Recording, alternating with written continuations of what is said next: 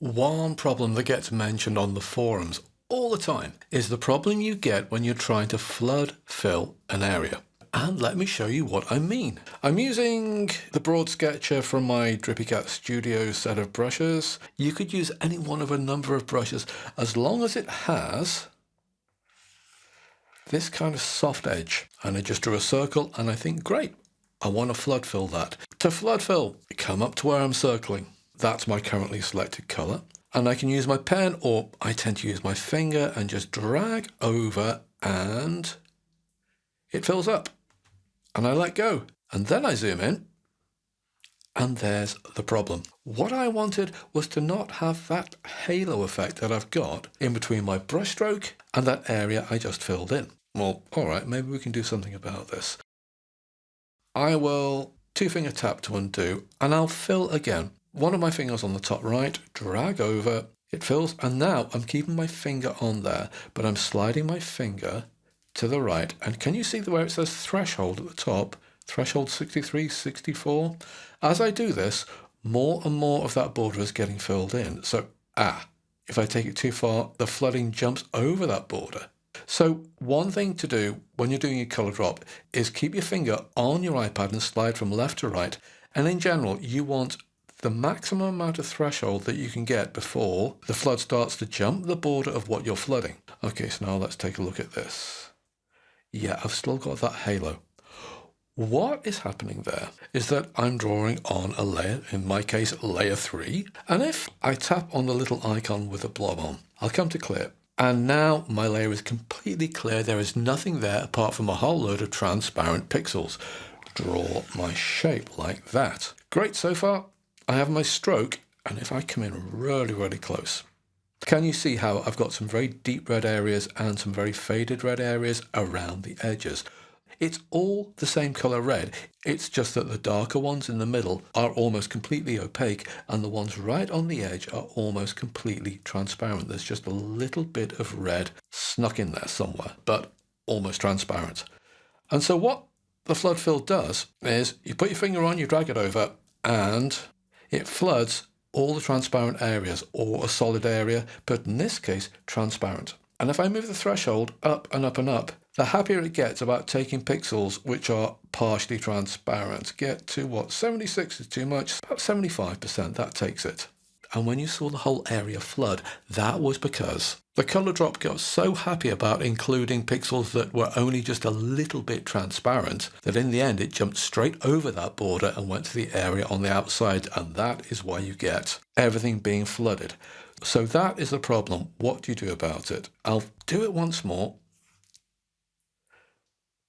to give you more the kind of problem that people face. That's the kind of problem people face, that little halo around.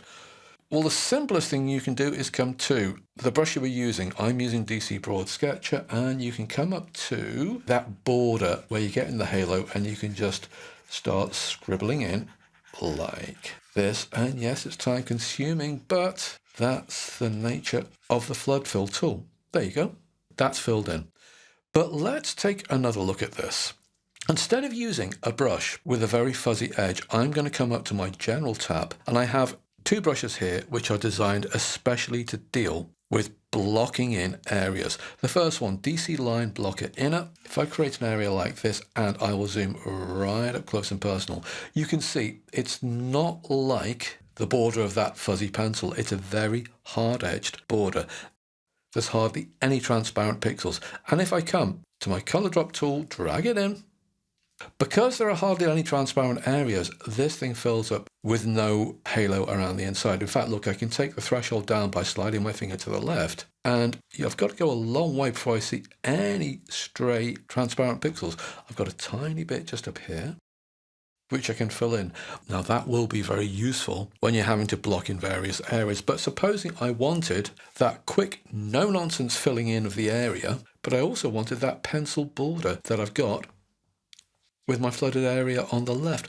Well, okay, I've flooded in my area. There are two things I can do. Well, I can come back to drawing, or I can come to recent, which gives me all the recent brushes. That's right at the top.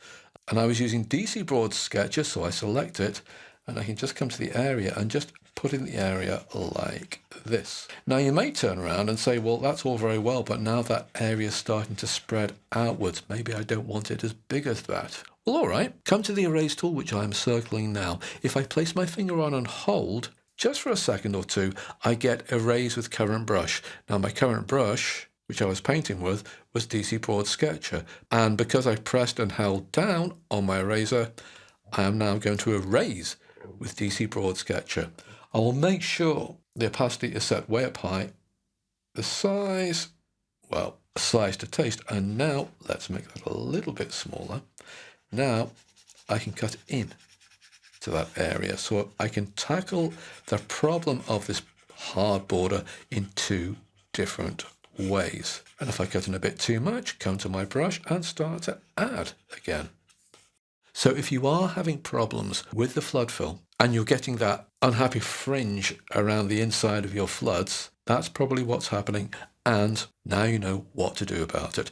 Just one very quick thing. Another thing that can happen is if I come to DC Line Block Filler in my no nonsense, this will fill in everything brush, and I come around like this and I leave a tiny little gap, come down, flood fill, that will completely fill.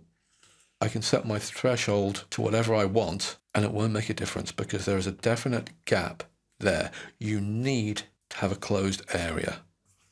And once I do, it fills in just fine.